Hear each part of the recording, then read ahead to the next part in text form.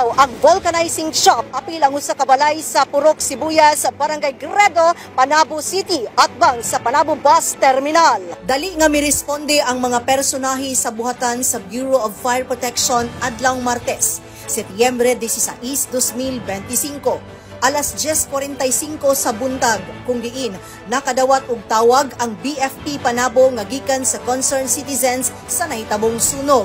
Matud pa ni City Fire Marshal Fire Senior Inspector Richard D. Kibo-Kibo nga wala pay 5 ka minuto gikan sa pagpahibalo naabot na ang mga bombero kung diin makita nga nagdilaab na ang kalayo sulod sa maong establishmento.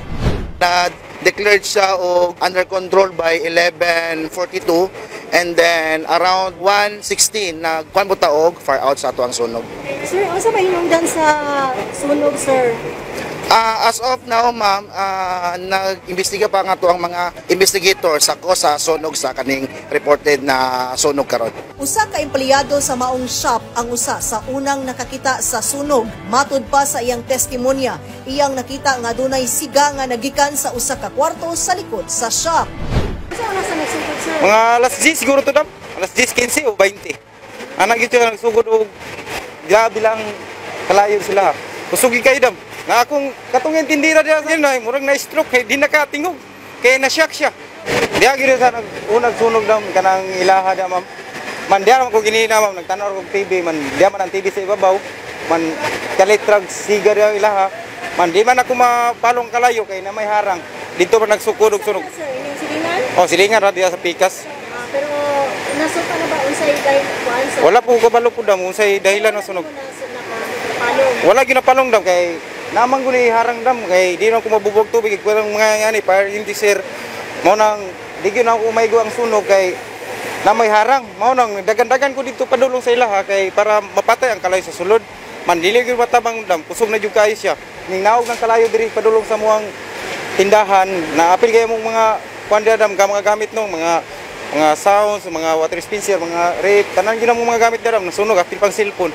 Apil paon ka na matinda? Oh, apil hurot gyud dam, puno ko nagtinda dam. Nga man nahurot lang kalitra. Wala ray 10 minutos nahurot na ayun. Pero wala mo naunsa, sir? Wala man noon dam kay among na kan gyud kung ana ra gyud mo na kuan mo masin. Masin og kompresor. O pagi gawat pa gyud among kompresor. Nasunugan pa may ikawat pa gyud ang kompresor. Mao akong amo ron na dito sa police station nasunugan gikuan ang kompresor kay nakita man to ang nagkuha sa kompresor. Man naprinda na daw. Dali na siya nakaprinda. Matud pa sa investigasyon, usa ka individual ang nawad-an og panimuot atol sa sunog ug dali kini nga girespondihan o gidala sa duol nga balay Tambalanan aron mahatagan og medikal nga atensyon. Og apil usab sa nasunog ang kasigbit nga building sa usa ka butika og luwas sa insidente ang mga residente ni ini. Anaa usab ang presensya sa Community Fire Auxiliary Group nga mitabang sa operasyon. Sa tanang laminaw karon atong batayan gyud ang ato ang panimalay, tindahan ba na siya or opisina na magbalantayon ta karon. Labi na karon na medyo init gyud siya no ang ato ang panahon. So any emergency please call 911 or ang amuang hotline na which is makita siya sa amuang Facebook page. And then please save our hotline. Kauban sa kamera si Richard Ligtas, kini si Dali Amag nagikan sa City Information Office Broadcast Services alang sa Frontline News Panabo. Importante, informed.